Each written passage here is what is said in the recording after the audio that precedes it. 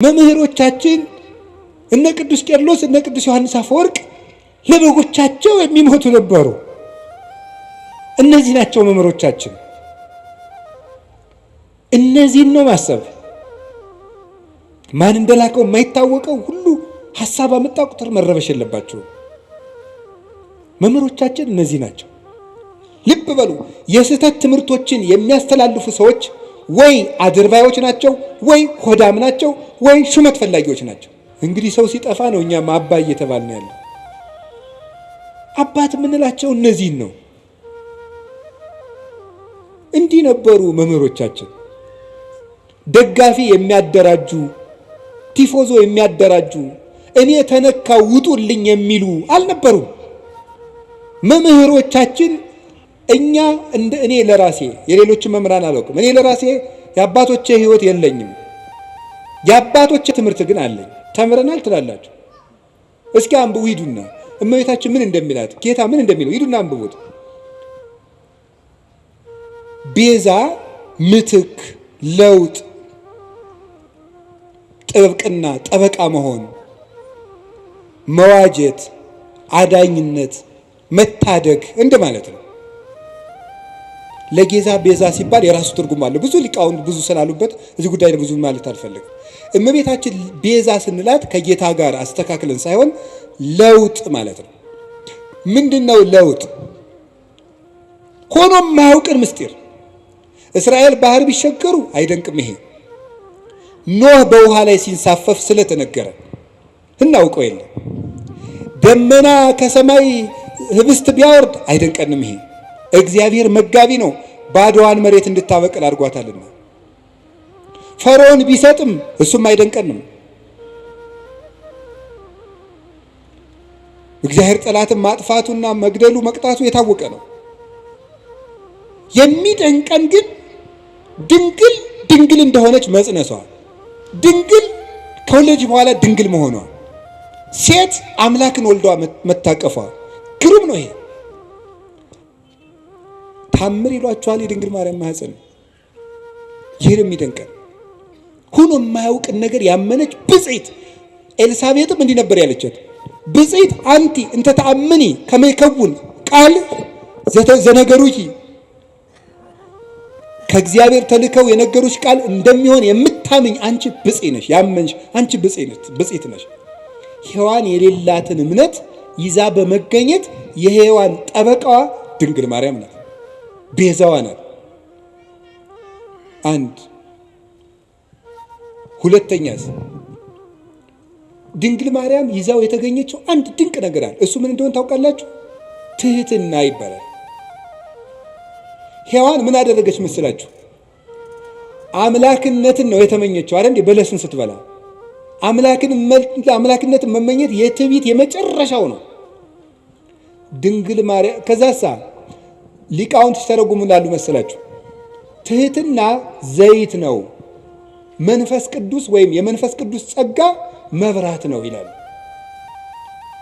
ዘይቱ ሲያልቅ መብራቱ ምን ይላል? ይጠፋል። ትህትና ከሰው ሰውነት ሲጠፋ መንፈስ ቅዱስ ከሰው ምን ይላል?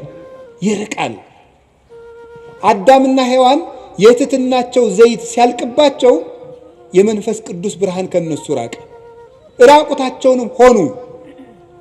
በለስም ቅጠል ቆርጠው አገለደሙ አዳምና ሔዋን። ድንግል ማርያም እሳ የአምላክ ተፈሥሒ ፍሥሕት ኦ ምልዕተ ጸጋ እግዚአብሔር ምስሌኪ ደስተኛይቱ ሆይ ደስ ይበልሽ ሲላት እንዲህ ያለ ሰላምታ ለሴት ይገባል፣ ለእኔ ይገባኛል፣ ለፍጡር አለችው።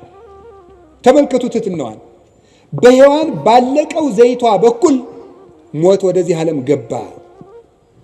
ትሕትናን በተሞላችው እውነተኛይቱ የሕይወታችን ማሰሮ በድንግል ማርያም በኩል መንፈስ ቅዱስ መጣ።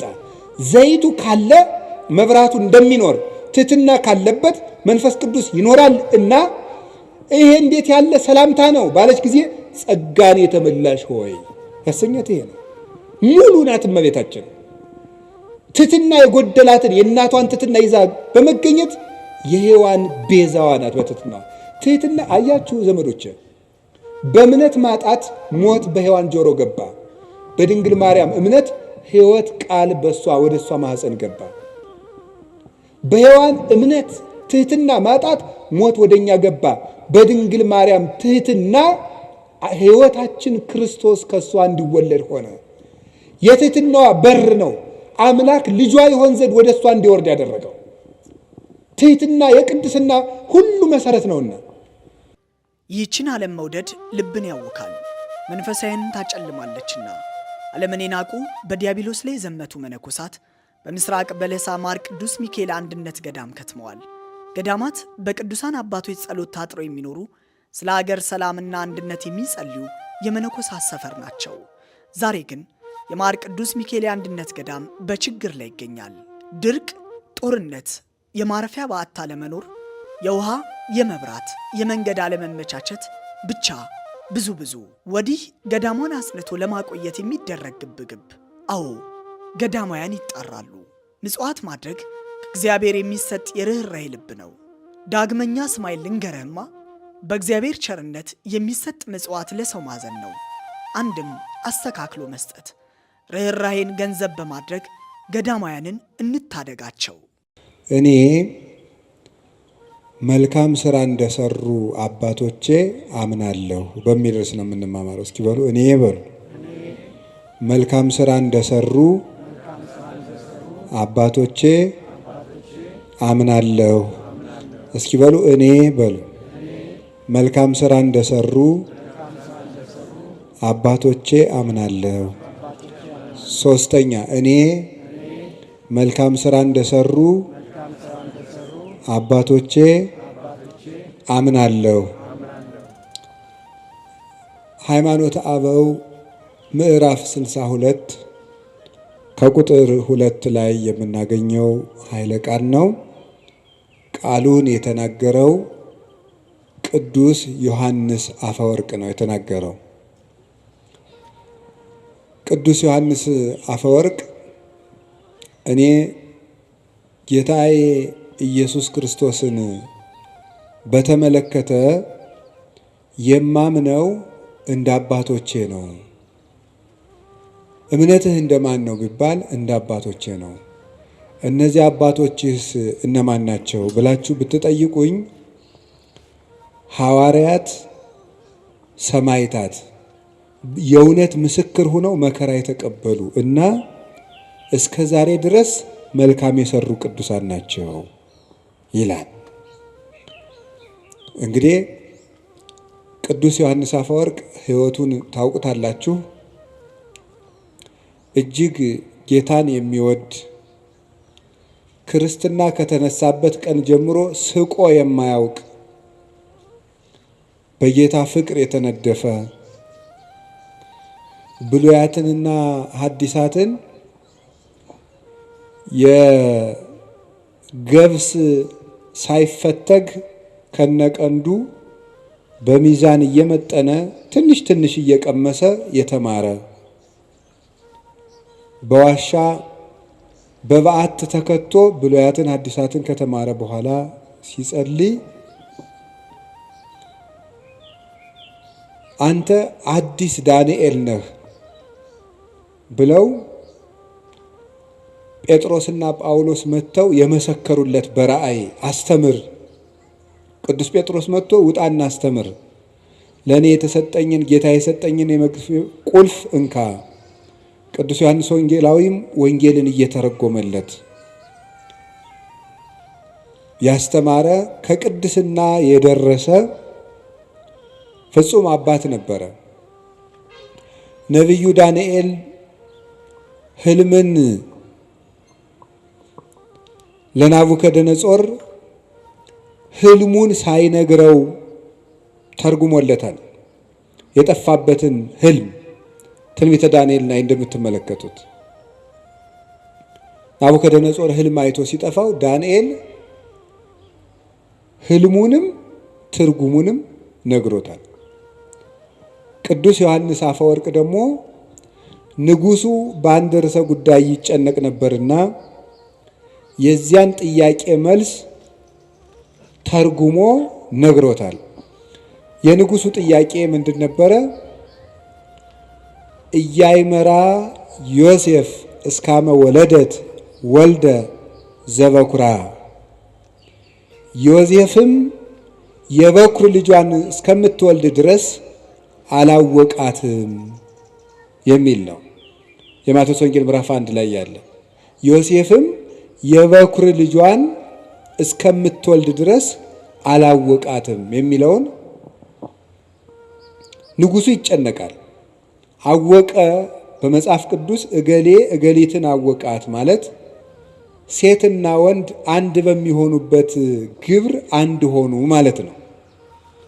ታዲያ እመቤታችንን ዮሴፍ የበኩር ልጇን እስከምትወልድ ድረስ አላወቃትም ማለት ከዚያ በኋላ አውቋታል ማለት ነው እያለ ንጉሡ ይጨነቅ ነበረ።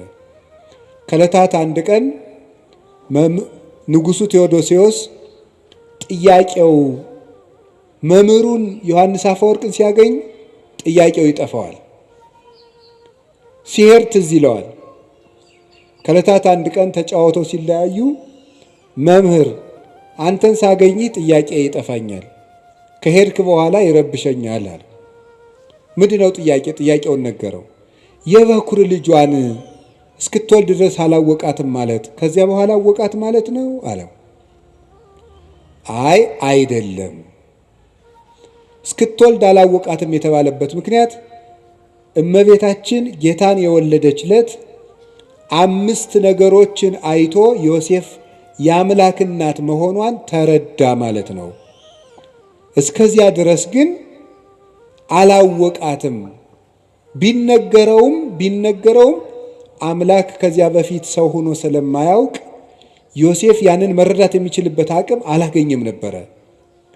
የልደት ዕለት ግን ሰብአ ሰገል መጥተው ሲገብሩ፣ እረኞች ሲያመሰግኑ፣ መላእክት ሲያመሰግኑ፣ ብርሃን በቤተልሔም ሲገለጥ፣ ኮከቡ በሁለት መንገድ እየተጓዘ ሲመጣ አይቶ ኮከቡ መጥቶ እመቤታችን ከወለደችበት ላይ መጥቶ ሲቆም አየ። ሰብአ ሰገል 3 ነገሥታት መጥተው ሲገብሩለት አየ። ብርሃን ቤተልሔምን ሲሸፍናት አየ። እረኞች የሰማይ ምስጋና ተገልጦላቸው ሲያመሰግኑ አየ። መላእክት ከሰው ጋር ወርደው ሲያመሰግኑ አየ። ይህንን እስከሚያይ ድረስ አምላክን እንደወለደች አላወቀም ነበረ። ይህንን ነው ያላወቀው እንጂ ከወለደች በኋላ አወቀ ማለት አይደለም። አወቀ የሚለው 2 ይተረጎማል። አባ ጊዮርጊስም ይናገራል። አይመራሰ ዘሀበ ክሌፍ እና ይተረጎም። አወቃት የሚለው በ2 ይተረጎማል። ሀበ አይምሮ ወእያይምሮ፣ በማወቅና ባለማወቅ፣ ሀበ ሩካቤ ወኢሩካቤ፣ ወይም ወንድና ሴት አንድ በመሆናቸውና ባለመሆናቸው ይተረጎማል። በእውቀት ይተረጎማል።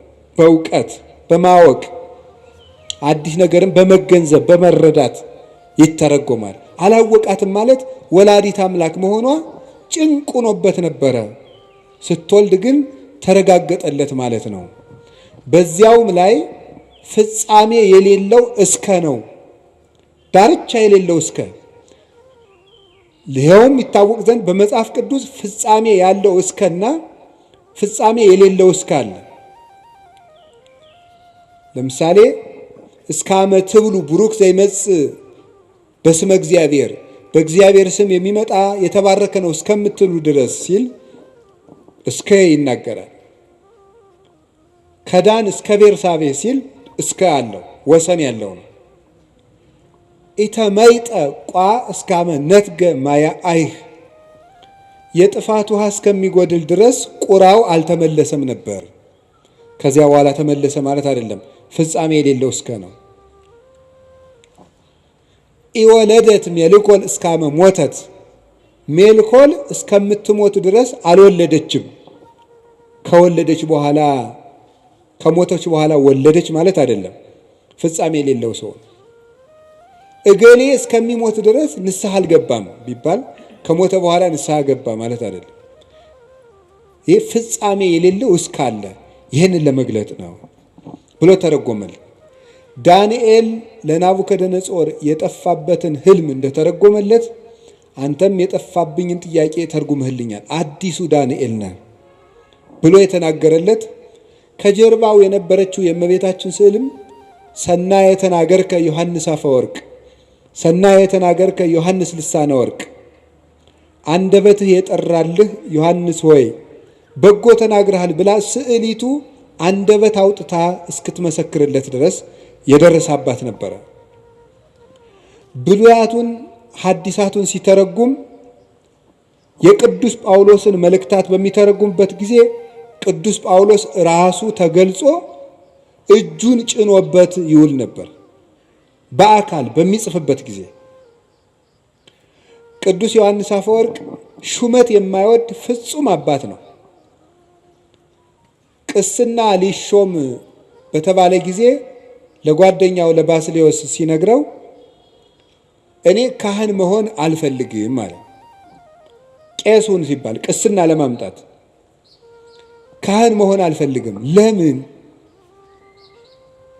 ሁለት ምክንያቶችን ቢያንስ ልንገራቸው። እሱ ከዘረዘራቸው ጌታ ቅዱስ ጴጥሮስን ከትንሣኤ በኋላ ተገልጦ የዮና ልጅ ስምዖን ሆይ ትወደኛለህ ሆይ ካለው በኋላ ጌታ ሆይ እንድወድህ አንተ ታውቃለህ ባለው ጊዜ እኔን የምትወደኝ ከሆነ ለፍቅር ምልክት በጣም ብዙ ጊዜያትን ጹም፣ እኔን የምትወደኝ ከሆነ መሬት ላይ ተኛ አላለውም። ያለው በጎችን ጠብቅ ነው ይላል። ካህን መሆን ማለት የክርስቶስን በጎች መጠበቅ ነው። ለክርስቶስ የምናሳየው የመጨረሻው ፍቅርም በጎቹን መውደድና መጠበቅ ነው። እኔ ለዚህ አደራ የምበቃ ሰው አይደለሁም። በዚያውም ላይ አስበው የሚያድሩ በጎችን መጠበቅ አልችልም። ክርስቶስ የሞተላቸውን በጎች አስነጥቃለሁና ብሎ እምቢ ብሎ ተገዶ የተሾመ ሰው ነው። ዛሬው ደግሞ ተመልከቱ፣ ተገዶ እንኳን ከዚያ በላይ ያለውን ኤጲስቆጶስነት፣ ጳጳስነት፣ ፓትርያርክነት ሊመኘው ይቅርና ቅስና እንኳን አይገባኝም፣ እንዴት የክርስቶስን በጎች እኔ መጠበቅ እችላለሁ ብሎ ጵጵስና ደግሞ ከዚያ በላይ ያለ ዕዳ ነው። አባ መቃርዮስ የሚባል አባት ጳጳስ ሆኖ ለእናቱ ሂዶ የው ጳጳሱኝ እናቴ አላት። እንዲሁ ነከማይህ ሙተ ተገንዘህ ባይህ ይሻለኝ ነበር አለችው። ለምን እናቴ ሲላት ቀድሞ የምትጠየቅ በራስህ ኃጢአት ብቻ ነበር፣ አሁን ግን በሕዝብ ኃጢአት ጭምር ትጠየቃለህ አለችው። ሰዎች ይሄ አንረዳው። ቅዱስ ዮሐንስ አፈወርቅ እንዲህ አለ ርኅሩህ፣ ድሃ የሚወድ የድሆች ጠበቃ፣ የምጽዋት አባት፣ ፊት አይቶ የማያዳላ የፈለገው ሁሉ እንዲያገኘው በከተማው መሃል ፓትርያርክ ሆኖ ብቻውን ሲመላለስ የሚገኝ ለአንዲት ድሃ መሬት ብሎ የቤተ መንግሥት ነገሥታትን የሚገስጽ እውነተኛ የቤተ ክርስቲያን አባት፣ አንደበቱ የጠራለት ነገሩ የተከናወነለት ፍጹም አባት ነው። የቤተ ክርስቲያን ሽልማት ነው። በአማን አፈወርቅ በአማን አፈ ጳዝዮን ዘያሰረግዋ ለቤተ ክርስቲያን በምድር አሳቲሁ፣ ቤተ ክርስቲያንን በድርሰቶቹ የሚያስጌጣት የሚሸልማት እውነትም አፈ ዕንቁ አፈ ማር ነው ይለዋል አባ ጊዮርጊስ። መናፍቃንን የሚለያቸው ቆርጦ የሚጥላቸው አፈ መጥባይት፣ ለምእመናን በስብከቱ መራራውን ክህደት የሚያርቅላቸው አፈ ሶከር አፈ መዓር ነበር ይላል። ከቃሉ ጋር ናቸው።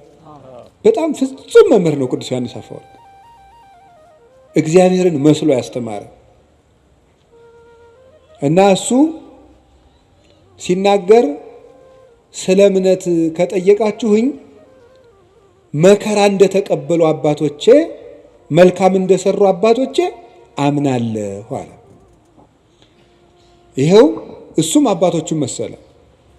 እምነት ደብዳቤ ከሆነ ምግባር ደግሞ ማህተም ነው።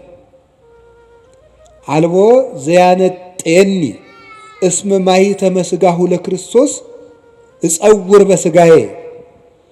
ቅዱስ ጳውሎስ ሲናገር ገላትያ ምዕራፍ 6 ላይ ሲናገር የክርስቶስን ማህተም በሥጋ የተሸክም ያለሁና ማንም አያድክመኝ ይላል። የክርስቶስ ማህተም ያለው በክርስቶስ ስም መከራ መቀበል ነው። በክርስቶስ ስም ያመኑ ለዘመኑም ቅርብ የነበሩ በሱ ሕግ ጸንተው ምግባር የሰሩ ለምግባራቸውም መከራ የተቀበሉ እነዚህ እውነተኛ መምህራን እነዚህ ናቸው አለ። እሱም እንደዚህ አድርጎ ነው ያስተማረን። እየተሰደደ እየተገረፈ እየራበው እየጠማው ነው ያስተማረን። እንደዚህ ያሉ መምህራንን እምነት እንደነሱ ነው ማምነው፣ እንደቀደሙት መከራ እንደተቀበሉት እንደተመቻቸው አይደለም፣ እስከ ሕይወታቸው ፍጻሜ በጎ እንደሰሩት እግዚአብሔርን በመከራ ውስጥ ሆነው እንዳዩት እንደነዚያ አምናለሁ። ሌሎችም አባቶች ተባብረውበታል። በብሉይም በሐዲስም የተቀመጠ ነው ይሄ። አሁን ይሄንን ርዕስ የመረጥኩት ወድጄ አይደለም። ምዕመናን በየጊዜው ጥያቄ ይወለዳል። ሰይጣን እኔ በጣም ረባሽና ክፉ ያለ ቤት ስራ እንዳንቀመጥ የሚበጠብጥ መሆኑን የማየው በየወሩ የቤት ስራ የሚሆነን አንዳንድ ጥያቄ ይነሳል። ለዚህ ወር አንድ ጥያቄ ያስነሳል በሆነ ሰው፣ የሚቀጥለው ወር ደግሞ አንዱ ይናገራል። አምና የሆነ ጊዜ የዛሬ ምናምን ዓመት ስለ ታምረ ማርያም፣ ቀጥሎ ስለ ገድለ ተክለ ሃይማኖት፣ ቀጥሎ ስለ እንትን፣ ቀጥሎ እና እናንተ ይሄ ሁሉ ጥያቄ በተነሳባችሁ ቁጥር ምንድነው ማድረግ ያለባችሁ ነው መንገር የፈለኩት እሱ ነው። በየጊዜው ወይም ቤታችን የሚያጣጥል ወይ ቤተክርስቲያን የሚያጣጥል ወይም ክብር የሚቀንስ ሲመጣ ምንድነው መፍትሄው ነው? መፍትሄው እንደ አባቶቻችን ማመን። እስኪ እንደ አባቶቻችን ማመን በሉ። እንደነማን ማመን ያለብን? እንዴት እንዳሉት አባቶቻችን። እስቲ መከራ እንደተቀበሉት በሉ። እስከ ሕይወታቸው ፍጻሜ በጎ እንደሰሩት በሉ። እንደ አባቶቻችን ምን እንላለን? እናምናለን። እንደ ትናንትናዎቹ ነው የምናምን። ዛሬ ያገኘነው እግዚአብሔር የለም። ሃይማኖት በውሳኔ የሚገለጥ አይደለም። ሰዎች ተሰብስበው የሚወስኑት አይደለም። የተገለጠ እውነት ነው። የተገኘ ሐሳብ አይደለም። የተወሰነ ሐሳብም አይደለም። ስምምነትም አይደለም። የተገለጠ እውነት ነው። እግዚአብሔር ተገልጧል፣ አይተነውማል። ከሱ ጋር የበላን የጠጣን እኛ ነን ይላል ቅዱስ ጳውሎስ። በብዙ ነገር ወበብዙ መክፈልት አይዳአ እግዚአብሔር ለአበዊነ በነቢያቲሁ እምትካት። እግዚአብሔር በብዙ ኅብረ ትንቢት፣ በብዙ ኅብረ መልክ፣ በብዙ አነጋገር፣ በብዙ ጎዳና ለአባቶቻችን በነቢያት ከቀድሞ ጀምሮ ተናገረ። ወለነሰ በዳሃሪ መዋይል ነገረነ በወልዱ ወቦቱ ፈጠሮ ለኩሉ ወረሰዮ ወራሴ ኩሉ ዘውቱ ጸዳለ ስባቲሁ አምሳለ አራያሁ ዘይእህዝ ኩሎ በኃይለ ቃሉ።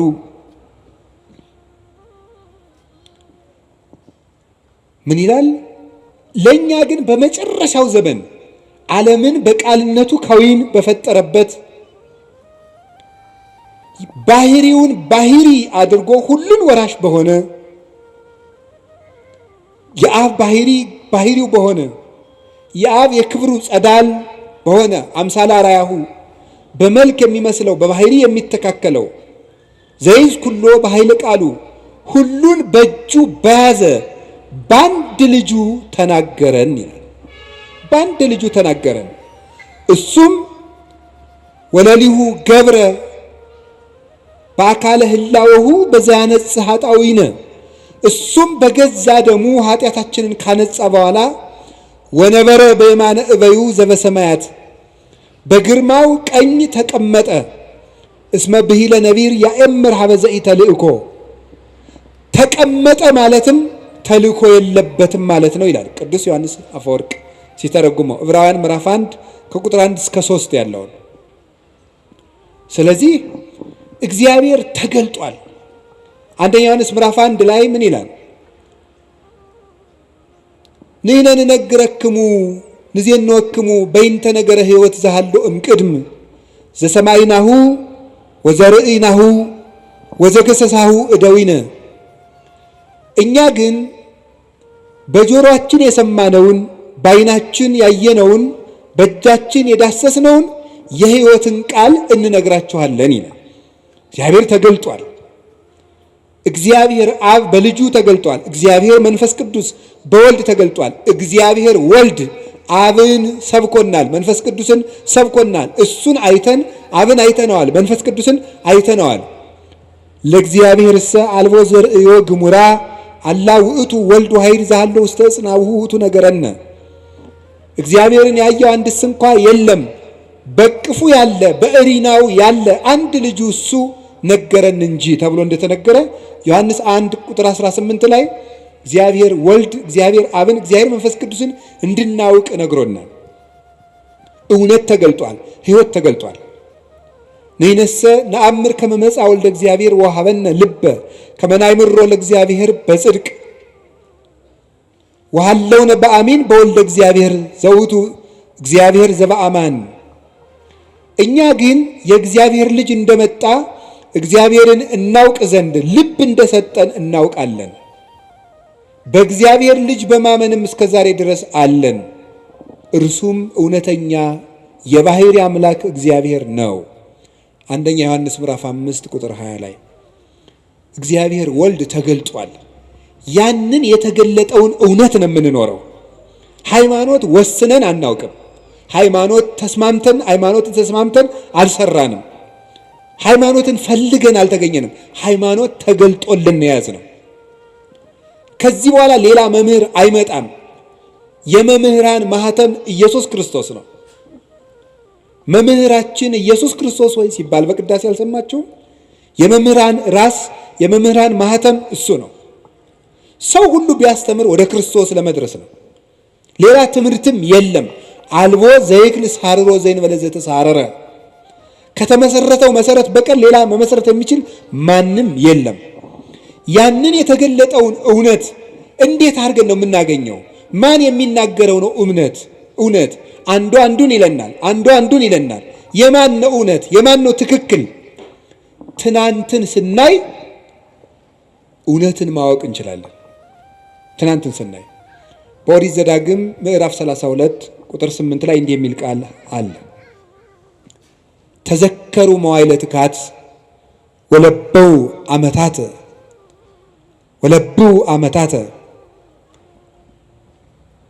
ተዘከሩ መዋዕለ ትካት፣ ያለፈውን ዘመን የቀደመውን ዘመን አስቡ። ወአመታተ ወለብው ዓመታተ፣ የቀድሞዎችንም ዓመታትንም አስተውሉ። ተሰአሎ ላቡከ ወይነግረከ፣ አባትህን ጠይቀው ይነግርሃል። ወለሊቃውንቲከ ይዜንውከ፣ ሊቃውንትንም ጠይቃቸው ያስተምሩሃል። የቀደመውን ዘመን እስራኤል ሆይ አስብ ይላል። እንደ ትናንት ነው የምንኖረው። እግዚአብሔር የትናንትና አምላክ ነው። ዛሬ እኛ ፈልገን ያገኘነው አይደለም። ስለዚህ በትናንትናው መሰረት ላይ ቁመን ስንፈትሸው ሁሉ ገለባ እየሆነ እየቀለለ እናገኘዋለን። ግድ የላችሁ ምእመናን፣ ከባድ ጭንቅ ክደት ለቤተክርስቲያን እንግዲህ የሚመጣ ክደት የለም። የትናንትናው ነው እየታደሰ ብቅ የሚል አንዳንድ ቀን ትናንትና ናሪዎስ የተካዱት እነ ንስጥሮስ የካዱ ሌሎች ያሉት ነው የሚመጡት፣ ሌላ አይመጣም። የትናንትናው ክደት ዛሬ የሚመጣ ከሆነ መድኃኒቱ ምንድን ነው? የትናንትናውን መልስ ማወቅ ለዛሬው ክደት መድኃኒት ነው። የዛሬው ክደት ነገ የሚመጣ ከሆነ የዛሬውን መልስ ማወቅ ለነገው ክደት መድኃኒት ነው። እውነቴን ነው የምነግራችሁ፣ ጌታ እስከሚመጣበት ድረስ አዲስ ክደት አይመጣም። የሚመጣው ክደት ሁሉ ትናንት የተካደው ነው። ያንን ራሱን እያሻሻለ የሚመጣ አሁን አንተ በቅተህ ነው ነቢዩ ነህ ነው እንደዚህ አይመጣም ልትሉ ይችላል። የሰው ሊና መቼስ እረፍት የለው አይደለ? መቼስ እኔ በቅቻለሁ አላልኩም ጌታዬ እያልኩ ያለሁት ምን ማለት ነው? ክህደት እየታደሰ ሄዳል እንጂ ሁሉም ክህደቶች ተክደዋል። እግዚአብሔር የለም ከተባለ ተብሎ ነበር። ድንግል ማርያም እንዲህ ናት ተብሎ ማለት ከሆነ ተብሎ ነበር። ትናንት የተባለ ሁሉም ተብሏል። ያ ግን ዘመናትን ትውልዱ ረስቶታል ተብሎ ሲታሰብ ይቆይና ሰይጣን ብቅ ያደርገዋል። የዚያን ጊዜ ሆ ብለን እንደነግጣለን። ግን አዲስ ነገር የለም። እንዳትታወቁ ከፈለጋችሁ ትናንትን እወቁት። እግዚአብሔር በኦሪት ዘዳግም እስራኤል ታሪክህን እወቅ ነው። ታሪክህን እወቅ እንዳትጠፋ። የትናንትናውን ዘመን ጠይቅ። ማን ነው የምትጠይቅ? አባቶችህን ጠይቃቸው ይነግሩሃል አለ። በምግባር የወለዱህን በተግባር የወለዱትን ላመኑት እምነት በተግባር የኖሩትን የትናንትናዎችን አባቶች ጠይቁ። ሊቃውንትን ጠይቃቸው ይነግሩሃል። የትናንትናዎችን ሊቃውንት ባልኩ እንግዲህ እኔን ማለት አይደለም፣ ወይም እገሌን ማለት ወይ አባ ገሌን አይደለም፣ ወይ መጋቤ ሐዲስ ገሌን እያልኩ አይደለም። የትናንትናዎችን ሊቃውንት ከሕይወታቸው ጋር የኖሩትን ጠይቋቸው። መጽሐፋቸው አለላችሁ። ለምን ነው የምትሸበሩት? አለ እኮ ለሁሉ ነገር አባቶቻችን እነሱ መከራውን ገፈታ ቀምሰው ለኛ ሁሉን ነገር ሰርተውልን ሄደዋል። ቅዱስ ጳውሎስስ ምን አለን? ጌታ በመኃልየ ዘሰሎሞን ደግሞ የተናገረውን እንገራችሁ። እመሰ ኢያእመርኪ ሰናይት እማንስት፣ አንቺ ከሴቶች ሁሉ ያማርሽ ሆይ ራስሽ ማወቅ ከተሳነሽ አንቺ ራስሽ ካላወቅሽ የኔ መንገድ ከጠፋሽ ጻኢ ውስተ ሰኮና ሆሙ ለመሬት፣ የመንጋዎችን ሰኮና ተከትለሽ ውጪ አለ። የመንጋዎችን ተከተለ። ወራእይ ማህፃ አይጣሊኪ ውስተ አይጻዳት ሆሙ ለኖሎት፣ አንቺ ከሴቶች ይልቅ ያማርሽ የሚላት ማን ነው? የክርስቲያን ነፍስ ነው። ስለ ሴት አይደለም እያወራው ያለሁት። ከሴቶች ሁሉ ያማርሽ የክርስቲያን ነፍስ ሆይ አሉ። ለጊዜው ለእስራኤል ነው እንደሚላቸው። አንቺ ራስሽ የኔን መንገድና ትክክለኛውን የእምነት ዕውቀት ማወቅ ካቃተሽ ፀሐይ ውስተ ሰኮና ሆሙ ለመሬት፣ የመንጋዎችን ሰኮና ተከትለሽ ውጪ አለ። የኔ መንጋ የነበሩትን ለነሱ የነቢያትን ነው፣ ለኛስ የሐዋርያትን የሐዋርያውያን አበውን የሰማይታትን የሊቃውን የነሱን ሰኮና ተከትለ ስትመጣ እውነተኛውን ጎዳና ታገኘዋለህ። ወራይ ማሐሳ ጣሊኪ ውስተ አይጻዳት የሆሙ ለኖሎት፣ የፍየል ግልገሎችሽንም በረኞቹ ድንኳን አጠገብ አሰማሪያቸው ማለት ልጆችሽን በነቢያት ጉባኤ፣ በሐዋርያት ጉባኤ፣ በሊቃውንት ጉባኤ፣ በጉባኤያቸው ዳርቻ አውያቸው ይላል። ዳርዳሩን የሚሮጥ የፍየል ግልገል ለቀበሮ ሆኖ መቅረቱ አይቀርም። ከእረኞቹ ድንኳን ያራቀ ግልገል ግን ማንም አይነጥቀውም። ድንኳኑ አልተፈታም፣ ጉባኤ ቤት አልተፈታም። እኔ ለራሴ የሌሎችን መምህራን አላውቅም። እኔ ለራሴ የአባቶቼ ሕይወት የለኝም፣ የአባቶቼ ትምህርት ግን አለኝ። እግዚአብሔር የገለጠልኝ ነገር ገለጠልኝ የምለው ዛሬ አየሁት ሰማሁት የምለው የለኝም። የተገለጠላቸውን መምህራን ትምህርት ግን ሳልቀንስ አስተምራለሁ። ጉባኤ አለ፣ መለካት እችላለሁ፣ መመዘን እችላለሁ። የምናገረው ነገር በአንደኛው ክፍለ ዘመን ሊቅ ይመዘናል። በነ ቅዱስ ኢሬኔዎስ በነ ቅዱስ አግናጢዎስ መጽሐፋቸው አለ፣ ምስክር ነው። በግዕዝ አለ፣ በግሪክ አለ፣ በእንግሊዘኛ አለ። የነ ቅዱስ ዮሐንስ አፈወርቅ አለ። ሚዛን ላይ መቆም እንችላለን። እኔ የማስተምረው ትምህርት ትናንት ያስተማሩትን ነው። ይህንን ሰው አባቶቻችን እኛ ላይ እምነት ካጣችሁ ትናንትን ፈልጉ። የእውነቴን ነው። ፍልስጤማውያን ትቢያ የሚደፉበትን የአብርሃምን ጉድጓድ መፈለግ ይገባል። እንደ አባታችን እንደ ይስሐቅ ሲቆፍር አባቶች ሲደፍኑበት መጨረሻ የአብርሃምን ውሃ አገኘው። ይህ በእውነተኛው የሐዋርያዊ ምንጭ ላይ ትቢያ የሚነሰንሱበት ፍልስጤማውያን ናቸው። የእግዚአብሔር ወገን ያልሆኑ መናፍቃን ማለት ነው።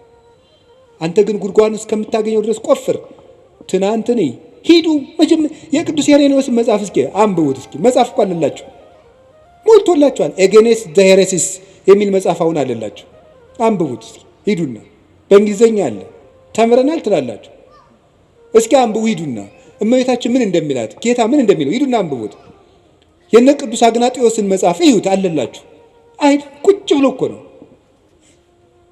እንዴ መጽሐፍ ቅዱስን እነሱ መጽሐፍ ቅዱስ ከጠቀስክ እኮ መጽሐፍ ቅዱስ የሰበሰበው ሊቅ ትምህርት ማመን አለብህ።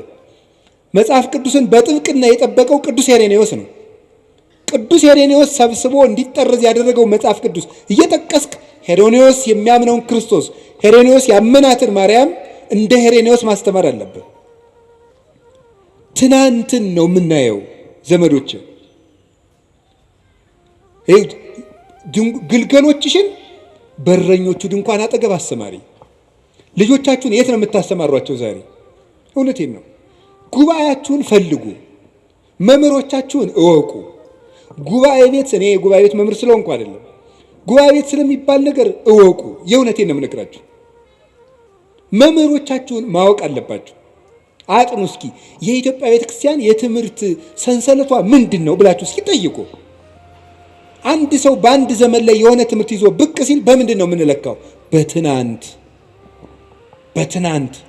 ትናንት ስንል ሉተርም ትናንት ነው፣ ሊዮንም ትናንት ነው 451 ላይ።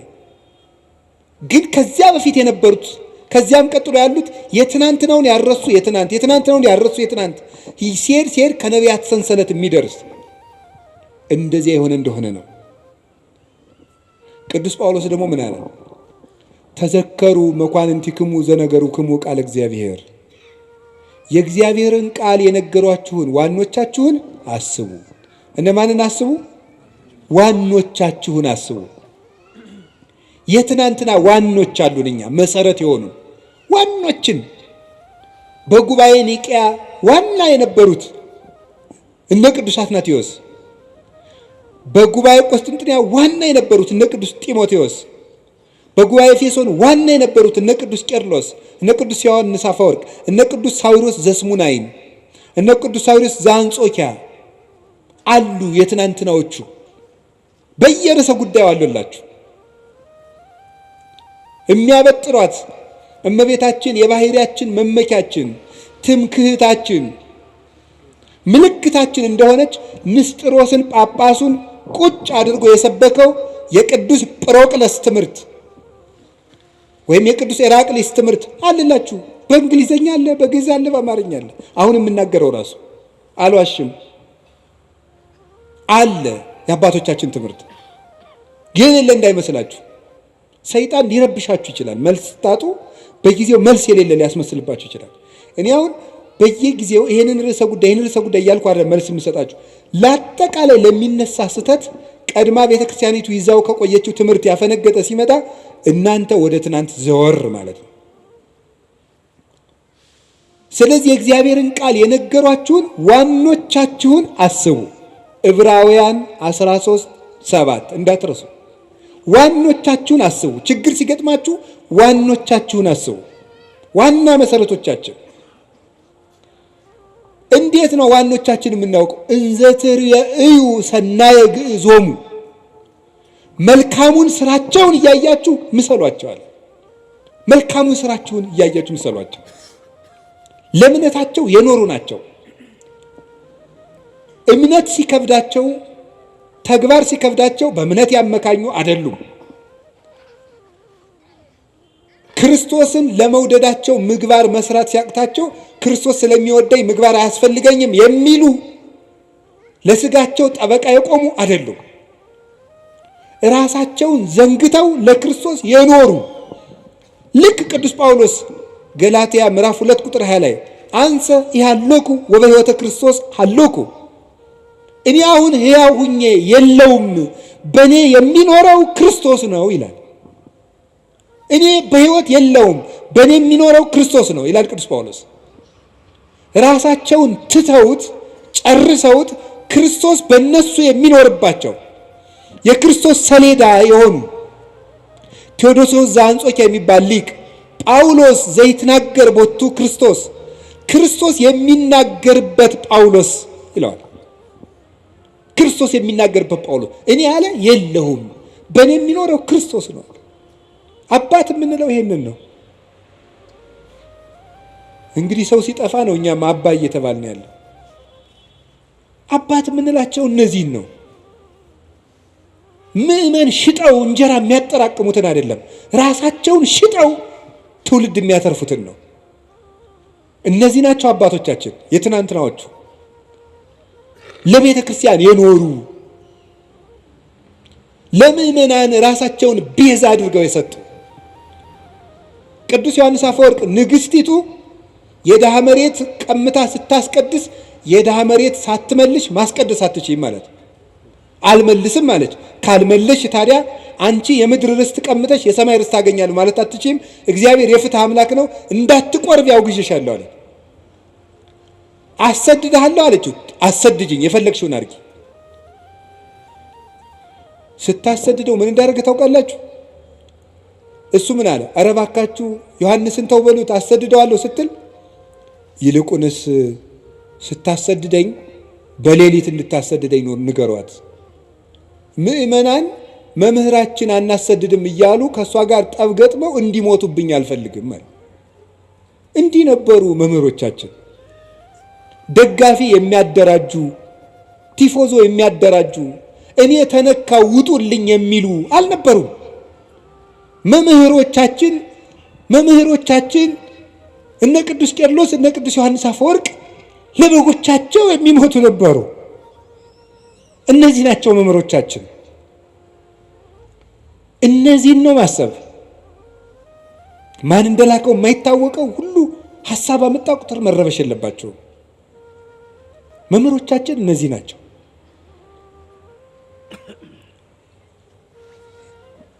መልካሙ ስራቸው ምስክራቸው ነው። ቅዱስ ቄርሎስ ደግሞ እንዲህ አለ። ሃይማኖተ አበው ምዕራፍ 78 ቁጥር 2 ላይ ንሕነሰ በይንተ ስርዓተ መድኃኒነ ነአምን ከመ እምነተ አበዊነ ቅዱሳን፣ እኛስ ስለ ጌታችን ስለ መድኃኒታችን ስለ ኢየሱስ ክርስቶስ ተዋሂዶ ንጹሐን ክቡራን እንደሆኑ እንደ አባቶቻችን እናምናለን። ንሕነሰ ንተሉ እምነተ አበዊነ ቅዱሳን ዘእንበለ ተወላውሎ፣ እኛ ግን ንጹሐን ክቡራን የሚሆኑ የአባቶቻችንን ሃይማኖት ቀኝም ግራም ሳንል እንከተላለን።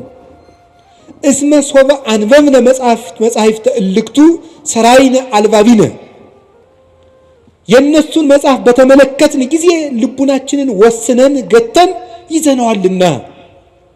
የእነሱ መጽሐፍ ማሰሪያችን ነው፣ የልቡናችን ማህተም ነው። ልቡናችን በአባቶቻችን መጽሐፍ አርፏል ይላል ቅዱስ ቄርሎስ። ወኢናብ ካላ ሃይማኖተ ዲበ ሃይማኖት ርትዕት፣ በቀናች ሃይማኖታችን ላይ ሌላ ነገር አንጨምርበት። እንዴት? የቀና ጎዳና እንሄዳለንና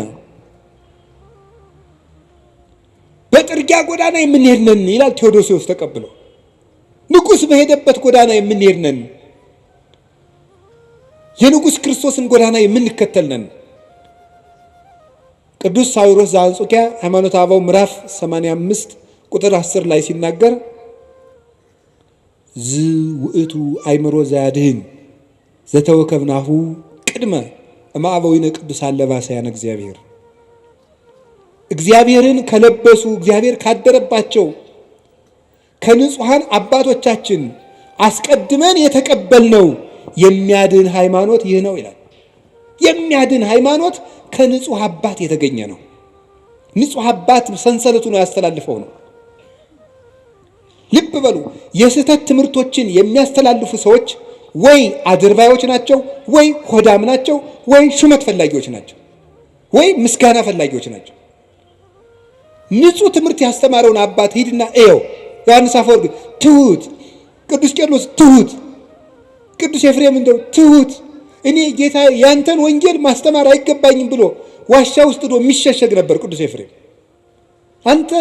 አንተ በልልና የሰበከውን ወንጌል እኔ ትቢያው እንዴት አድርጌ ያስተምረዋለሁ እየተባለ እያሉ እዩዋቸው። እነ ቅዱስ ኤጲፋኒዎስ ሹመት አልፈልግም እያሉ በአዝመራ መካከል ጠፍተው ከተደበቁበት ታስረው ተይዘው እየመጡ ነበር የሚሾሙት። የክርስቶስ ትምህርት ያደረበት አባት የክርስቶስን ሕይወት ያሳያቸዋል። እንደው አባቶቻችን ይሄን የዕብራውያንን ሲተረጉሙ የቀደሙ አባቶቻችን ዋኖቻችሁን አስቡ የሚለውን ሲተረጉሙ በጎ እውነተኛ እምነት ያለው ምግባር የሌለው መምህር ቢኖር ይላሉ። መከተል ይገባል አይገባም? ምግባር ያለው አንደበቱ የለሰለሰ ሃይማኖቱ የጠመመ አባት ቢኖር መከተል ይገባልን ቢሉ ይላሉ። ይሄን አይገባም፣ በለሰለሰ ምግባሩ እያታለለ ወደ ክህደት ያደርሳልና። የሃይማኖቱ የቀና መምህር ግን ከሆነ ምግባር እንኳ ባይኖረው እያደር ይሰራዋል ይላሉ። አሁን ላለው ነው። አሁን ያለ መምህር ታዲያ ቅዱስ ካልሆነ አንስማው ብትሉ እናም እንዲያማ ከሆነ እኔ ማርፌ እቀመጣለሁ። ምስጢሩ ምንድን ነው? አሁን ያለን መምህር የምንሰማው የትናንትናዎቹን እስካስተማረን ድረስ ነው። ከዚያ ከወጣ ቆርጠን እንጥለዋለን። ለስጋ በሚመች ፈጠራ ልቦለድ ለነገስታት በሚመች የሚሰብክ ከሆነ መምህራችን አይደለም። መቅድመ ኩሉ ሀሊ ከመትጽና በርትዕት ሃይማኖት፣ ከሁሉ አስቀድመ በቀናች ሃይማኖት መጽናትህን አረጋግጥ፣ አጽና፣ አስብ። ወባይቱ ኢታጥሪ ዘንተ ማበ ሥጋ ወደም። ግን ይህንን ሃይማኖት ከስጋዊ መምህር አገኘዋለሁ አትበል። ቅዱስ አትናቴዎስ ሃይማኖተ አበው ላይ ሲናገር አስቀድመህ ወዳጄ ከሁሉም ስራ አስቀድመህ የቀና ሃይማኖት እንዳለህ እርግጠኛ ሆን። የቀና ሃይማኖትን ግን ምድራዊ ነገር ከሚያሳድድ ሰው አገኘዋለሁ አትበል። እስመ ለሊሁ ይቤ ብፁዕ አንተ ስምዖን ወልደ ዮና እስመ ይከሰተ ለከ ዘንተ ዘሥጋ ወደም። ጌታችን ኢየሱስ ክርስቶስ ራሱ ስምዖን ሆይ ብፁዕ ነህ ይህንን ስጋዊ ደማዊ አልገለጠልህም ብሎ ያመሰገነው ቅዱስ ጴጥሮስ የሰማይ እውቀትን ስለተናገረን እንጂ የምድር እውቀትን ቢናገር አያመሰግነውም ነበር ይላል ቅዱስ አትናቴዎስ። ስለዚህ ዘመዶቼ እንደ አባቶቻችን መከራ እንደተቀበሉት እናምናለን። በየትኛውም ርዕሰ ጉዳይ ቢሆን እናምናለን።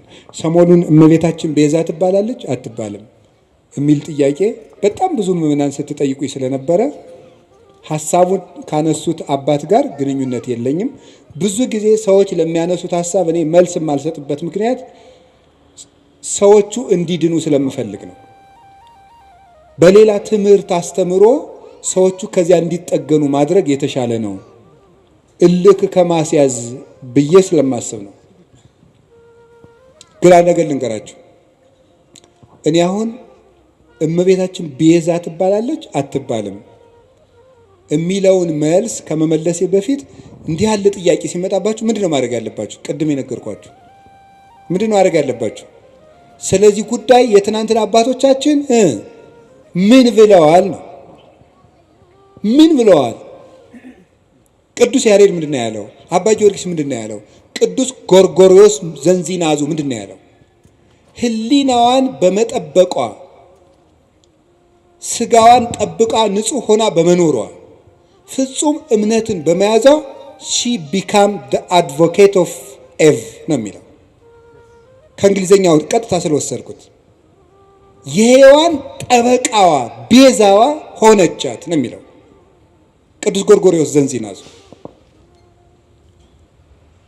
ታዲያ ምንድነው ማድረግ የፈለጋችሁ ይባል? ሄዳችሁ ትናንትን ማየት ነው። ይባላል አይባልም? ሐሳብ ሲገጥማችሁ ምን ተብሏል? እስኪ መምህር አባቶች ምን ብለዋል በዚህ ጉዳይ ላይ? ኑረውበታል እኮ። ግን እንደው ይሄ ልነግራችሁ ፈልጌ ነው። እኔ አንድ ገጠመኝ ልንገራችሁ። ሰሞኑን ኢየሩሳሌም ነበርኩኝ እና እመቤታችን ቤዛ ትባላለች አትባልም የሚለው እዚህ በጣም ብዙ እየተምታታ ስለሆነ ብዙ ሰው ስለዚህ ጉዳይ መልስ ስጠን ምናምን እያለ ቴክስትም ያደርግልኛል። ዝም ብዬ ቁጭ ብዬ ስል ጋይድ የሚያደርገን ሰው ጀሚር ይባላል እና ጀሚር ሲሄድ ልጁን ተካልን። ልጁ ፋዲ ይባላል። አው ሰበሰብኩት አይደል? ፋዲ ይባላል እና እኔ መተዋወቅ ሰውን ስሙን መጠየቅ ደስ ይለኛል። ማን ነው ስምህ ስለው ፋዲ አለኝ። አረብኛ ነው። ፋዲ ማለት ምን ማለት ነው ስለው ቤዛ ማለት ነው አለኝ። እኔ በጣም ነው የገረመኝ። እና ፋዲ እንኳን ቤዛ ተብሏል። እኔ እውነቴን እኮ ነው የምነግራችሁ ማለት ነው። እንደው ፋዲ በአቅሙ ቤዛ እየተባለ እመቤታችንም እንዴ! እና እኔ በጣም በየቀኑ ፋዲን ባገኘሁት ቁጥር በጣም ሲገርምና አብራራልኝ አልኩት። የምሬንም ነግራችሁ ውሸቴን አይደለም። 2-3 መምህራን ጋር ፋዲን አስታውቀዋለሁ ከነ ትርጉሙ በእንግሊዘኛ እንዲተረጉምልን እያደረግኩ እና ፋዲ ምን ማለት ነው ግን ቤዛ ስለው ራስን እንደ ክርስቶስ ለሌላው አሳልፎ መስጠት ማለት ነው። ቤዛ ማለት እንደዚህ ያለ ማን ነው? ፋዲ በሉ እንጂ እንደዚህ ብሎ ራሱ የነገረኝ ማን እንደሆነ ታውቃላችሁ? ፋዲ ነው። እና በጣም ገርሞኝ እግዚአብሔር እንዴት ነው የሚያስተምረው? በጣም ነው የገረመኝ። ስለዚህ ጉዳይ ዝም ማለት ነበር የፈለግኩኝ። አንደኛ ማንም ሰው ትልቅ ሰው የሚሆን ትንሽ ሰው ይስታል፣ ወደ መንገዱ እንዲመጥ ገማረው እንጂ እልክ ይዞት እንዲጠፋ እኔ አልፈልግም። እግዚአብሔር በሚያውቀው ዝም ማለት ፈልጌ ሳለ ፋዲ እንደዚህ አለኝ። እናም ከዛ እኔ ለዚህ የስሙ ትርጓሜ ዮሐንስ ወንጌልን ነገርኩት። አልቦ ፍቅር ዘይአቢ እምዝ ፍቅር ከመብሲ ዘይሜጡ ቤዛ ነፍሰ ቢጹ ራሱን ለባልንጀራው አሳልፎ ከሚሰጥ በቀር ከዚህ የሚበልጥ ፍቅር የለም አለ። ራሱን ለባልንጀራው አሳልፎ የሚሰጥ ከዚህ የሚበልጥ ፍቅር የለም። ይህንን በእንግሊዘኛ ስልኬ ላይ መጽሐፍ ቅዱስ አውጥቼ አስነበብኩት። ፋዲም ፎቶ አንስቶ አረብኛ መጽሐፍ ቅዱስ ላይ አነበዋለሁ ብሎ ሄደ እላቸዋለሁ። እና በጣም ብዙ ሊቃውንት ትምህርት ሲሰጡበት ስለከረሙ እመቤታችን ቤዛችን ናት። ቤዛችንም የሆነችው ምን በማድረግ እንደሆነ 1-3 ሀሳብ ብቻ ልንገራችሁ። በጣም የሚያስደንቁ ጉዳዮች። ቤዛ ማለት ምን ማለት ነው? ምትክ፣ ለውጥ። መጽሐፌን አንብቡት። ማስታወቂያ እየሰራው ሊሆንብኝ ብሎ ነው እንጂ እኔ አሐቲ ድንግል የምትባለው መጽሐፌ ላይ አንድ ምዕራፍ 6 ላይ ቤዛዊት ዓለም ብዬ ጽፌያለሁ። ማንበብ የእናንተ ድርሻ ነው አይደለም? ጉዳዩ ከመነሳቱ በፊት ይሄ ጉዳይ እኔ ወደዚህ ጉዳይ አልመጣሁም። ቀድሜ ግን ሐሳቡን ጽፌያለሁ በዚህ ጉዳይ ላይ እና ቤዛ ምትክ፣ ለውጥ፣ ጥብቅና፣ ጠበቃ መሆን፣ መዋጀት፣ አዳኝነት፣ መታደግ እንደማለት ነው። ለጌዛ ቤዛ ሲባል የራሱ ትርጉም አለው። ብዙ ሊቃውንት ብዙ ስላሉበት እዚህ ጉዳይ ላይ ብዙ ማለት አልፈልግም። እመቤታችን ቤዛ ስንላት ከጌታ ጋር አስተካክለን ሳይሆን ለውጥ ማለት ነው። ምንድነው ለውጥ? ከመጀመሪያይቱ ሴት የጎደሉ ነገሮች ነበሩ። ያንን በዚያችኛይቱ ሴት ምትክ ይዛ በመገኘት ነው ቤዛ የሆነችው። የሔዋን ለውጥ በመሆን የመጀመሪያው እናታችን ሔዋን እምነት ጎድሏት ነበር። ምንድን ያልኳችሁ ንገሩኝ እንጂ እምነት ይጎላት ነበር። ምንድነው እምነቱ? ለመበላይክሙ እንትኮ በለሰ ሞተ ትመውቱ፣ ይህንን ዕፀ በለስ ስትበሉ ትሞታላችሁ። ማነው እንደዚህ ያለው? እግዚአብሔር። ሰይጣን መጣና ይህንን በለስ ስትበሉ ምን ትሆናላችሁ? አምላክ ትሆናላችሁ። አሁን ሔዋን ይህንን ስታምን የእግዚአብሔርን ቃል ካደች ማለት ነው። ስለዚህ እናታችን ሔዋን ምን ጎደላት? እምነት ጎደላት። እግዚአብሔርን ተጠራጠረችው። አይ ሊሆን አይችልም ብላ ዲያብሎስን አመነች፣ እግዚአብሔርን ካደችው። በተግባር ካደች ማለት የእግዚአብሔርን ቃል ተጠራጠረች።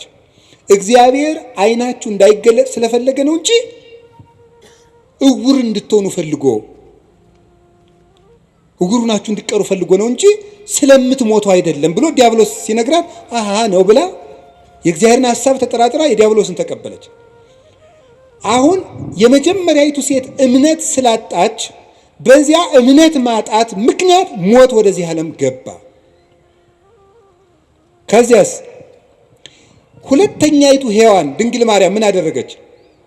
እግዚአብሔርን ትወልጃለሽ፣ የምትወልጂው በድንግልና ነው አለት። ይሄ ነገር እንዴት ነው ሊሆን የሚችለው ብላ ጠየቀች። እኔ ወንድ አላውቅም። ቅዱስ ጎርጎርዮስ ዘንዚናዙ ይህን ሲተረጎመው ወንድ አላውቅም ማለት እስከ ጭራሹ ከወንድ ጋር የመኖር ሐሳብ የለኝም ማለቷ ነው ይላል። ሌሎችም ቅዱስ አትናቴዎስ፣ ቅዱስ ቄርሎስ ተርጉመውታል። ሶስቱም እስከ ፍጻሜው ድረስ ሕሊና የራሱ የታተመ ነው ማለቷ ነበረ። ታዲያ ምን አለ? ለእግዚአብሔር የሚሳነው ነገር የለም ማለት ነው። ለእግዚአብሔር የሚሳነው ነገር የለም። ትወልጃለሽ አለ፣ እንደ ቃልህ ይደረግልኝ። ልብ በሉ፣ ዛሬ አምላክ ሰው ከሆነ በኋላ ሰዎች ሁሉ እንዴት አምላክ ይሆናል እያሉ ማመን አቅቷቸዋል፣ ታምር ከተደረገ በኋላ። ድንግል ማርያም ግን ሆኖ የማያውቅን ምስጢር ለመጀመሪያ ጊዜ ያመነችው የመጀመሪያይቱ ምእመን ናት። የመጀመሪያይቱ አማኝ ሆኖ የማያውቅን ምስጢር። እስራኤል ባህር ቢሸገሩ አይደንቅም ይሄ። ኖህ በውሃ ላይ ሲንሳፈፍ ስለተነገረ እናውቀው የለም። ደመና ከሰማይ ህብስት ቢያወርድ አይደንቀንም ይሄ። እግዚአብሔር መጋቢ ነው፣ ባዶዋን መሬት እንድታበቅል አድርጓታልና። ፈርዖን ቢሰጥም እሱም አይደንቀንም። እግዚአብሔር ጠላትን ማጥፋቱና መግደሉ መቅጣቱ የታወቀ ነው። የሚደንቀን ግን ድንግል እንደሆነች መጽነሷ፣ ድንግል ከወለደች በኋላ ድንግል መሆኗ፣ ሴት አምላክን ወልዷ መታቀፏ ግሩም ነው ይሄ። አየኑ መንክር ዘይደሉ ከመናንክር። እንደው ልናደንቅ የሚገባን እንደው ድንቅ ታምር ምንድን ነው ይላል ቅዱስ ኤራቅሊስ ሃይማኖተ አበው ምዕራፍ 49 ቁጥር 45 ላይ ሲናገር፣ ልናደንቀው የሚገባን ድንቅ ነገር ምንድን ነው? ሰማይኑ ዘአዝነመ ህብስተ፣ ሰማይ ዝናምን ያዘነመ ሰማይ ነው የሚደንቅህ? ወሚመ አምላክ ዘለብሰ ሥጋ፣ ወይስ ሰው የሆነ አምላክ ይደንቅሃል? በትርኑ ባሕርኑ ዘተከፍለ ከማንሶሱ ውስቴቱ፣ እስራኤል እንዲሻገሩበት የተከፈለ ባህር ይደንቅሃልን? ወሚመ ድንግል ዘወለደት ዘይንበለ ዘር ወምድር ወለደት ተረክበ ማኅተመ ድንግልናሃ፣ የተከፈለው ባህር ያስደንቅሃል? ወይስ ያለ ዘር የጸነሰች ያለ ወንድ ዘር የወለደች ከወለደች በኋላ ድንግልናዋ ታትማ የምትኖር ሴት ትደንቅሃለች? አንተ አይሁዳዊ ለመትብለኒ ምን ትዑቱ ታምራት ዘተገብረ በኀቤክሙ፣ በእናንተ ዘንድ የተደረገ ታምራት ምንድን ነው? እስኪ ታምር ንገረኝ። ክርስቲያኖች የምትመኩበት ምን ታምራላችሁ የምትለይ ከሆነ ምን ትዑቱ ጽንስ ዘይንበለ ዘር ወወሊድ ዘይንበለ መወልዲት ወምድረ ወለደት ተረክበ ማኅተመ ድንግልና። አንተ ያለ ዘር መጽነስ ምንድን ነው? ከወለደች በኋላ ድንግል መሆን ምንድን ነው? ኮኩኒ ዛንቃ ማየ፣ ውሃ ያፈለቀ አለት ይደንቅሃልን? ወሚመ መስቀል ዘቀደሰ ዓለመ፣ ወይስ ዓለምን የቀደሰ መስቀል ይደንቅሃል? ምን ትዑቱ ስርቀተ ስብሐተ እግዚአብሔር፣ የእግዚአብሔር ብርሃን በቤተልሔም መገለጡ ምንድን ነው? ስብሐተ ኖሎት የእረኞች ምስጋና ምንድን ነው? ወኅብረተ ኮከብ በክሌፍና ኮከቡ ከሰው መሃል እየተሰወረ ብቻውን እየተገለጠ መሄዱ ምንድን ነው? ሐዊር በውስተ ባሕር እንዘ ይርህስ ሀገሪሁ፣ እግሮቹ ሳይረጡበት በባህር ላይ መራመድ ምንድን ነው? ሐዊረ አንካሳን፣ የአንካሶች መሮጥ ምንድን ነው? የሙታን መነሳት ምንድን ነው? ተገሰጽ እምዝንቱ ታምር ወስግድ ለዘተሰቅለ፣ ይህን ታምር አይተህ አንተ ሰው ተገሰጽ፣ ተማር፣ ለተሰቀለው አምላክም ስገድ ይላል። ታምር ይሏቸዋል የድንግል ማርያም ማኅፀን። ይህን የሚደንቀን ሁኖ የማያውቅን ነገር ያመነች ብፅዕት ኤልሳቤጥም እንዲህ ነበር ያለቻት፣ ብፅዕት አንቲ እንተ ተአምኒ ከመ ይከውን ቃል ዘነገሩኪ፣ ከእግዚአብሔር ተልከው የነገሩሽ ቃል እንደሚሆን የምታምኝ አንቺ ብፅዕት ነሽ። ያመንሽ አንቺ ብፅዕት ነሽ። ሔዋን የሌላትን እምነት ይዛ በመገኘት የሔዋን ጠበቃዋ ድንግል ማርያም ናት፣ ቤዛዋ ናት። አንድ ሁለተኛስ ድንግል ማርያም ይዛው የተገኘችው አንድ ድንቅ ነገር አለ። እሱ ምን እንደሆነ ታውቃላችሁ? ትህትና ይባላል። ሔዋን ምን አደረገች መስላችሁ? አምላክነትን ነው የተመኘችው አይደል? በለስን ስትበላ አምላክነትን መመኘት የትዕቢት የመጨረሻው ነው። ድንግል ማርያም ከዛሳ ሊቃውንት ሲተረጉሙ እንዳሉ መሰላችሁ ትህትና ዘይት ነው፣ መንፈስ ቅዱስ ወይም የመንፈስ ቅዱስ ጸጋ መብራት ነው ይላሉ። ዘይቱ ሲያልቅ መብራቱ ምን ይላል? ይጠፋል። ትህትና ከሰው ሰውነት ሲጠፋ መንፈስ ቅዱስ ከሰው ምን ይላል? ይርቃል። አዳምና ሔዋን የትህትናቸው ዘይት ሲያልቅባቸው የመንፈስ ቅዱስ ብርሃን ከነሱ ራቀ። ራቁታቸውንም ሆኑ። በለስም ቅጠል ቆርጠው አገለደሙ አዳምና ሔዋን።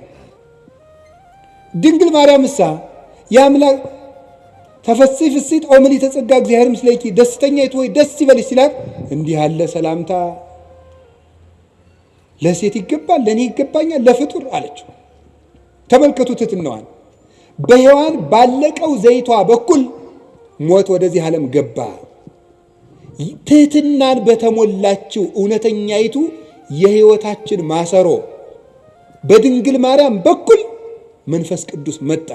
ዘይቱ ካለ መብራቱ እንደሚኖር ትሕትና ካለበት መንፈስ ቅዱስ ይኖራል እና ይሄ እንዴት ያለ ሰላምታ ነው ባለች ጊዜ ጸጋን የተመላሽ ሆይ ያሰኘት ይሄ ነው። ሙሉ ናት እመቤታችን።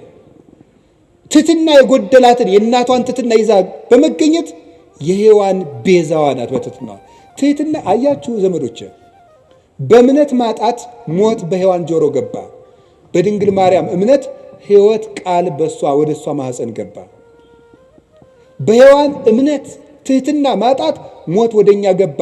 በድንግል ማርያም ትሕትና ሕይወታችን ክርስቶስ ከሷ እንዲወለድ ሆነ። የትሕትናዋ በር ነው አምላክ ልጇ ይሆን ዘንድ ወደ እሷ እንዲወርድ ያደረገው። ትሕትና የቅድስና ሁሉ መሰረት ነውና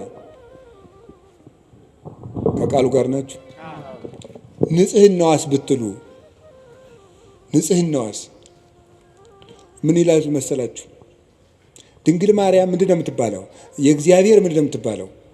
በሉ እንጂ ከተማ በሉ እንጂ የእግዚአብሔር ምን መዝሙር 86 ስላለ ይህንን ነቅዱስ ኤፍሬም ነቅዱስ ያሬድ የእግዚአብሔር ከተማ አምልተው እና አባ ጊዮርጊስ አምልተው አስፍተው ተርጉመውታል። የእግዚአብሔር ከተማ ማለት ምን ማለት ነው? በነገራችሁ ላይ አንድ እንደኔ ያለ ሰው ዝም ብሎ ደርሶ የእግዚአብሔር ከተማ አይባልም። ትንሽ ያላት እንቅልፍ የላት እንደሚባለው አንደኛ ቆሮንቶስ ምዕራፍ 3 ቁጥር 16 ላይ እናንተ የመንፈስ ቅዱስ መቅደስ ናችሁ ይላል ብሎ ሊጠቅስ ነው። አንዱ ሩጦ እንደዚህ ነው የሚለው። በነገራችሁ ላይ መናፍቃን እኛ አንድ ጥቅስ ስንጠቅስ ያኛውን የማናውቀው ነው የሚመስላቸው። የጅል ነገር እናውቀዋለን፣ ጠፍቶን አይደለም። ያኛው ይሄኛው በንስሐ ነው። የእግዚአብሔር ከተማ የተባለችው ማለት ከእግዚአብሔር ውጭ ወደ እሷ ምንም ነገር ገብቶባት የማያውቅ ማለት ነው። የሚያስደንቅ እኮ ነው። ይሄ በድንግልና መጽነሷን ብቻ አይደለም፣ ሕሊናዋ ውስጥ ራሱ ከእግዚአብሔር ውጭ ምንም ሐሳብ ገብቶባት የማያውቅ። አይገርማችሁም? አይገርማችሁም? ሐሳቡ የታጠረለት ፍጡር የት ይገኛል? እስቲ የፈለገ እገሊት ድንግል ናት እገሌ ድንግል ነው ይባላል። በሐሳቡና በሐሳቧ ግን ስንቱን ነውታል። በሐሳባችን ስንቱን በድለናል። ድንግል ማርያም ግን ሐሳቧ የታጠረ ቅዱስ አትናቴዎስ የገለጣት መንበር የምትገልጠው እሷን ነው። መኑ ውእቱ ዘከማከ ዘከለለ መንበሮ በእሳት፣ አቤቱ መንበሩን በእሳት ያጠረ እንዳንተ ያለው ማን ነው? መንፈስ ቅዱስ የጋረዳት ናትና ፍጹም ንጽሕት እርግማን የሌለባት መርገም ያልወደቀባት ምልዓተ ኃጢአት ያላገኛት ቃሏ ቅዱስ ቅዱስ ድንግል ሐሳቧ ድንግል ሥጋዋ ድንግል ልቡናዋ ድንግል የሆነች እመቤታችን ናት። ለዚህ ነው በስድስተኛው ወር ገብርኤል መልአክ ወደ ምን ድንግል ሄደ ነው የሚለው። በሉ እንጂ ለእግዚአብሔር ወደ ታጨች ወደ ምን ነው የሚለው? ወደ አንዲት ድንግል። ለምንድን ነው አንድ ድንግል የሚላት? እንደሷ ያለ ድንግልና ያለው ማንም የለም። ሥጋው ድንግል ቢሆን አፉ አይደለም፣ አፉ ድንግል ቢሆን ሐሳቡ ድንግል አይደለም። ሁሉ የተሞላላት እመቤታችን ናት። እግዚአብሔር ደግሞ በንጹህ የሚያድረው ንጹህ ስለሆነች እመቤታችን አደረት። አቀባ ጰራቅሊጦስም ከርሰ እማ መንፈስ ቅዱስ ከእናቷ ማኅፀን ጀምሮ ጠበቃት። ወኢረኩሰት በምንትኒ እምዘፈጠራ ከፈጠራትም ጀምሮ ምንም በምን አላደፈችም።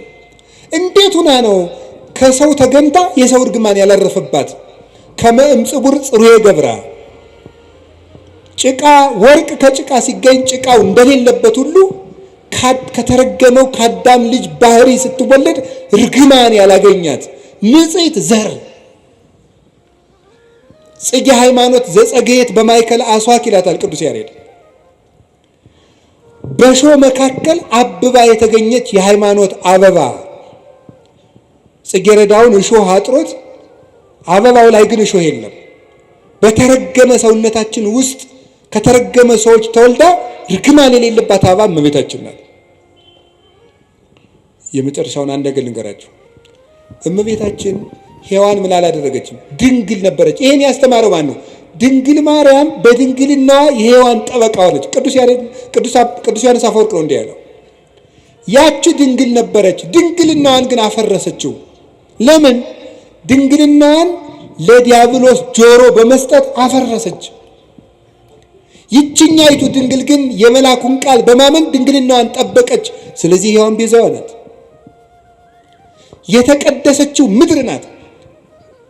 ኦሪት ዘጸአት ምዕራፍ 3 ቁጥር 15 ላይ ቁጥር 5 ላይ ምን አለው እግዚአብሔር ሙሴን? ሙሴ የቆምክባት ምድር የተቀደሰች ናትና ጫማህን አውልቅ አለው። የተቀደሰች ምድር፣ የቆምክባት ምድር የተቀደሰች ናት። ኦሪት ዘፍጥረት ምዕራፍ 4 ቁጥር 17 ላይ ግን ምዕራፍ 3 ቁጥር 17 ምን የሚል ቃል ታገኛላችሁ? አዳም መሬት አንተ ወትገብ ውስተ መሬት፣ መሬት ነህ ወደ መሬትነት ትመለሳለህ።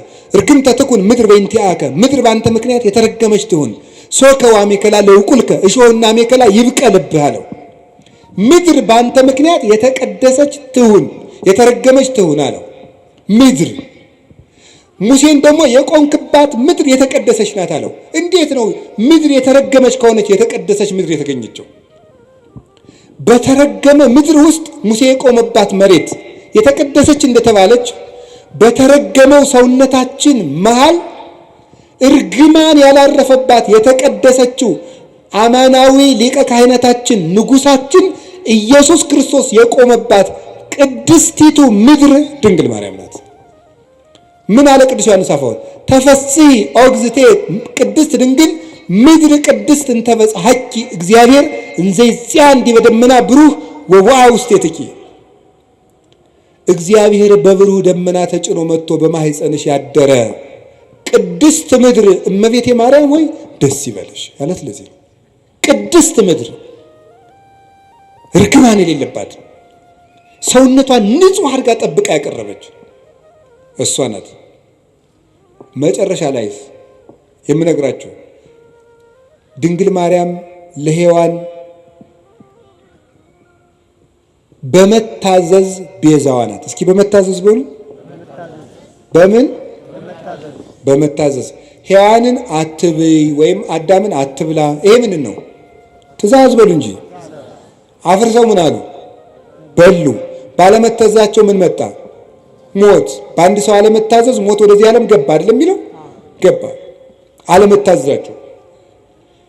ይችኛይቱ ድንግልስ እውነተኛይቱ ድንግል ድንግል ማርያም እሷሳ ምንድናት? ታዘዘች። አምላክን ተወልጃለሽ፣ እሺ ይደረግልኝ። መታዘዝ። ቀጥሎስ ልትወልድ 9 ወር ሞልቷት ልትቆጠሪ መንገድ ሂጂ፣ እሺ። እንዴ እምትወልጂው ንጉሥ ነው ታብዬ ሲያበቃ የምድር ንጉሥ ሊቆጥረኝ መሄድ ምንድን ነው ያላለች? እሺ ብላ የታዘዘች። እሺ ወልዳሳ ሲያበቃ ወደ ግብፅ ሂጅ፣ እሺ።